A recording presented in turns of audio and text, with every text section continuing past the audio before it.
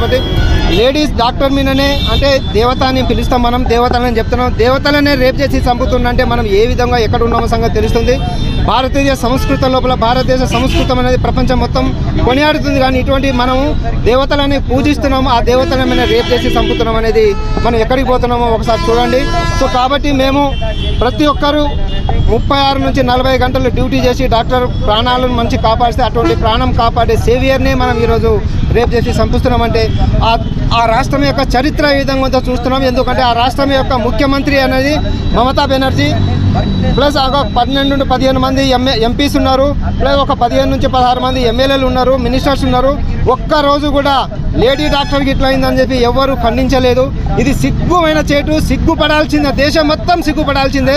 ప్రతి రాష్ట్రం లోపల డాక్టర్ని ఇప్పుడు ఎక్కడైనా చూస్తున్నాం, డాక్టర్ మెడికల్ కాలేజ్లో చూస్తున్నాం. ఏ డాక్టర్కి ఎక్కడ కానీ మంచి రూమ్స్ ఉండవు.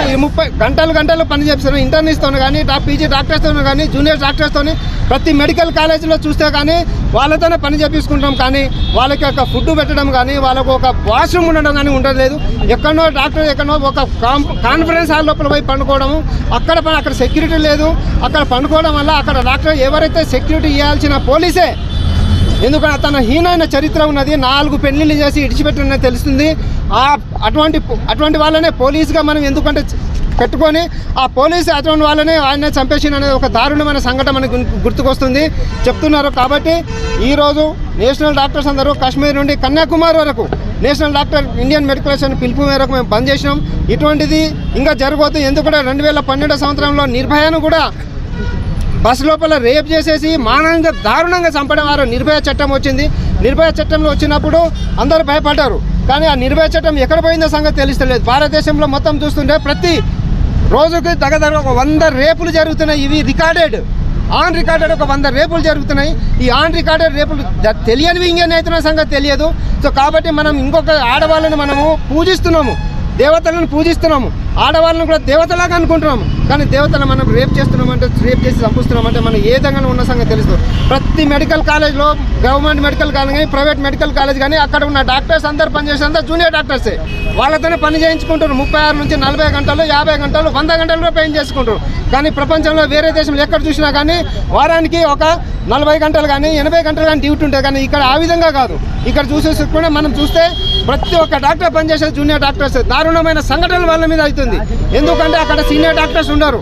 మేము కూడా అటువంటి పరిస్థితుల్లో వచ్చినాం. కాబట్టి ప్రతి డాక్టర్కి, ప్రతి జూనియర్ డాక్టర్స్కి, మనకు అందరికీ వాళ్ళు సేవ చేస్తుండ్రు. వాళ్ళే సేవ చేసే వాళ్ళు ఉన్నారు. రేపటి భావి భారత పౌరులు మీరు అందరికీ మనకు సేవ చేస్తున్నారు వాళ్ళే. కాబట్టి వాళ్ళకు రక్షణ ఇవ్వాలని చెప్పేసి ప్రతి స్టేట్ని మేము కోరుతున్నాం. ఈ విషయాన్ని PM మోడీ వరకు తీసుకొని దీని మీద నిర్భయ చట్టం కానీ ఆ నిర్భయ చట్టం ఇంకా కఠినంగా శిక్షించాలని చెప్పేసి మేము కోరుకుంటూ ఇండియన్ మెడికల్ అసోసియేషన్ ఆమె శాంతికి మేము ఫైట్ చేసేది. ఆమెకు శాంతి కావాలి. నెక్స్ట్ ఇంకో డాక్టర్కి ఈ విధంగా కావద్దు. ఇంకో డాక్టర్ కూడా సూసైడ్ చేసుకొని వాళ్ళ డాక్టర్ని మానసికంగా వేధించి చంపొద్దనే ఉద్దేశంతో ప్రతి డాక్టర్కు ఎక్కడైతే మెడికల్ కాలేజ్ ఉంటుందో అక్కడ వాళ్ళకు వాష్రూమ్స్ కానీ వాళ్ళకు కావాల్సిన కనీస సౌకర్యాలు కల్పించాలని, ఎవరైతే డాక్టర్ని చంపబడ్డ డాక్టర్ను వాళ్ళు ఎవరైతే ఉన్నారో వాళ్ళని ఉరిదీయాలని, ఎవరైతే ఇంకో ఫ్యూచర్ ఇటువంటి డాక్టర్స్ ఇటువంటి చనిపోవద్దని చెప్పేసి ప్రతి డాక్టర్కి మేము చెప్పేది ఏంటంటే మానసికంగా మీరు స్థైర్యంగా ఉండండి. ఎందుకంటే మీరంతా స్థైర్యం నాకు తెలిసిన కాడికి మీ యొక్క మనోధైర్యం వేరే వాళ్ళు ఏమైనా ఉండకపోవచ్చు. ఎందుకంటే ఇంతకుముందు ప్రీతి అని చెప్పేసి ఒక అమ్మాయి వరంగల్ లోపల అట్లా సూసైడ్ చేసుకొని చనిపోయింది. ఇంతకుముందు మనం సాధనగర్ కూడా చూసినా కానీ ప్రియాంక రెడ్డి అని ఒక అమ్మాయి ఎవరో రేప్ చేసి చంపబడ్డారు. సో ఇటువంటిది దారుణంగా జరుగుతున్నాయి. ఈ దారుణాన్ని మనం అందరం ముక్త కంఠంతో ఖండించాల్సిందే.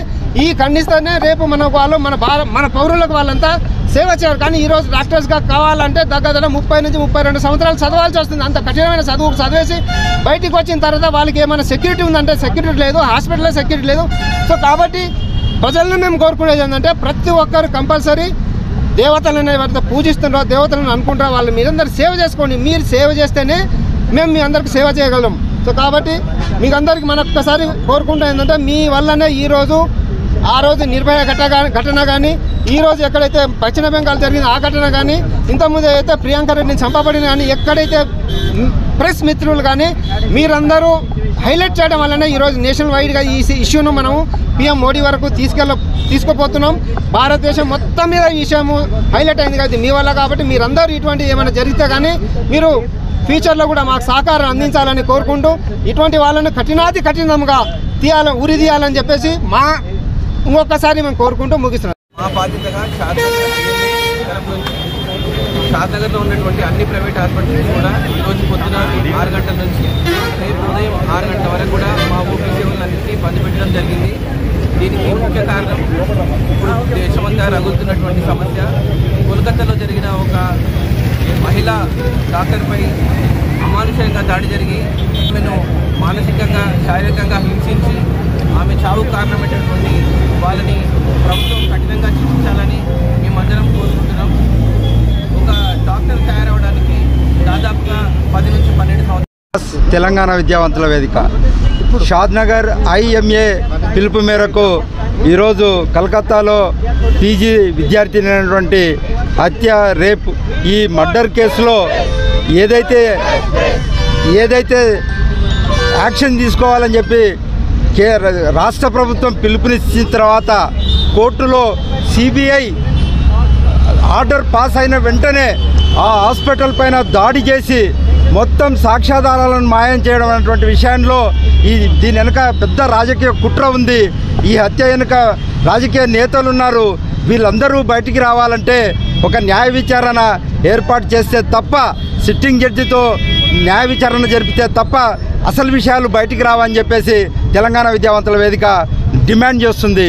కాబట్టి ఇప్పటికైనా ప్రజలకు రాజ్యాంగం పైన, వ్యవస్థల పైన విశ్వాసం కలిగించాల్సినటువంటి బాధ్యత రాష్ట్ర కేంద్ర ప్రభుత్వాలపైన ఉంది అని చెప్పేసి తెలియజేసుకుంటున్నాను.